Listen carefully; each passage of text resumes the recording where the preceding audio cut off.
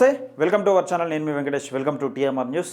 గత కొన్ని రోజులుగా గత కొన్ని సంవత్సరాలుగా దాదాపు 30 సంవత్సరాలుగా ఒక ఉద్యమాన్ని స్టార్ట్ చేసి ఎంఆర్పిఎస్ అధినేత వ్యవస్థాపకుడు మందకృష్ణ మాదిగ తన ఉద్యమాన్ని అంటే మాదిగలకు నిజంగా రిజర్వేషన్లు కావాలి, మాదిగలకు ఏబిసిడి వర్గీకరణ కావాలి, మాదిగలు నష్టపోతూ ఉన్నారు, ఇప్పటి వరకు అసెంబ్లీ గేటు తాకని మా కులాలు కూడా ఉన్నాయి, అంటే ఉపకులాలు కూడా ఉన్నాయి అంటూ వర్గీకరణ జరగాలి అని అటు ప్రభుత్వాలతో కొట్లాడి మొత్తానికి బీజేపీ ప్రభుత్వాన్ని ఒప్పించి వర్గీకరణకు సానుకూలంగా ప్రకటన వచ్చేంత వరకు ఒక పట్టుబట్టి నిజంగా వర్గీకరణను సాధించే దిశగా ముందుకెళ్తున్న మందకృష్ణ మాదిగ ఈరోజు క్యూనిస్ ఆఫీస్కు వెళ్ళడం జరిగింది.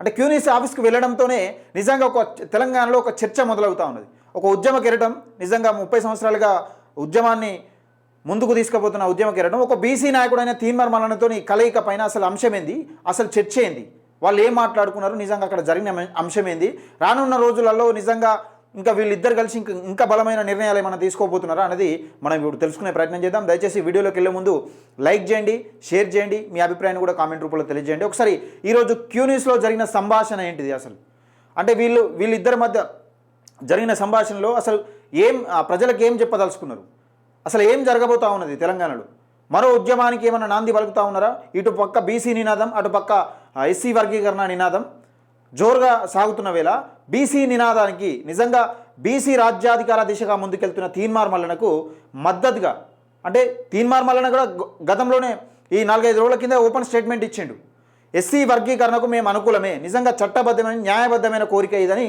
తీన్మార్ మల్లన్న ఓపెన్ స్టేట్మెంట్ ఇవ్వడం జరిగింది. మా బీసీ సామాజిక వర్గం తరపు నుండి పూర్తి మద్దతును ప్రకటిస్తున్నామని తీన్మార్ మల్లన్న కూడా మద్దతు ఇవ్వడం జరిగింది, ఓపెన్ స్టేట్మెంట్ ఇవ్వడం జరిగింది. ఈరోజు క్యూనిస్లో నిజంగా మందకృష్ణ మాదిగ గారు అలాగే తీన్మార్ మల్లన్న గారు ఇంకా కొందరు నాయకులు వట్టజనయ్య గారు కానీ ఇంకా కొందరు నాయకులు కలిసినారు. ఒకసారి ఏం జరిగింది మరి ఏం కథ అనేది తెలుసుకునే ప్రయత్నం చేద్దాం.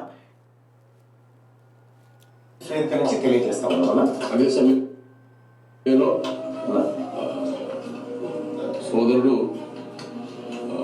మా ఇంటి ఆడపడుచుని చేసుకున్న అల్లుడు నవీన్ అంటే మల్లన్న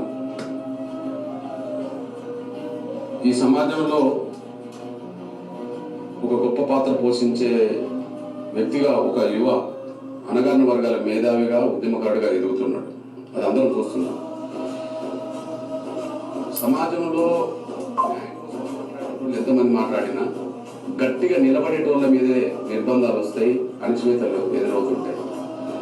ఆ విషయంలో తను అనుకున్నది ఆనాటి పాలకుల మీద లేదా ఈనాడో పరిస్థితుల మీద కూడా ఎక్కడా రాజీ పడకుండా తన గొంతు ద్వారా సమాజాన్ని, పీడిత వర్గాల సమాజాన్ని, ముఖ్యంగా బీసీ సమాజాన్ని అప్రమత్తం చేసే దిశగా తను అడుగులేస్తున్న విషయం అందరూ చూస్తూనే ఉన్నారు.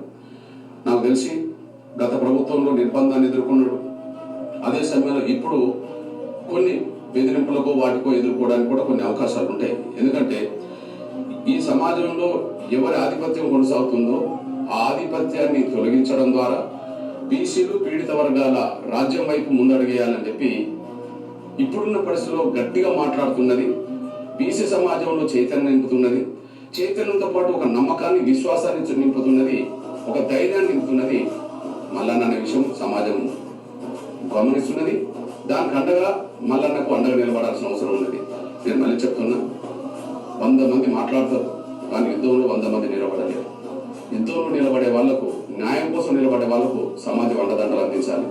ఈ విషయంలో మల్లన్న బీసీ సమాజం కోసం, పీడిత సమాజం కోసం తను ఏ కార్యాచరణ తీసుకున్నా, అదే సమయంలో లక్ష్యం కోసం ఏ అడుగు ముందుకేసినా ఆ కార్యాచరణలో, అడుగులో ఖచ్చితంగా ఎంఆర్పిఎస్ మల్లన్నకు, బీసీ సమాజానికి, పీడిత వర్గాల సమాజానికి ఎంఆర్పిఎస్ ఎప్పుడు అండగా నిలబడుతుంది. Thank you so much. Thank you so much.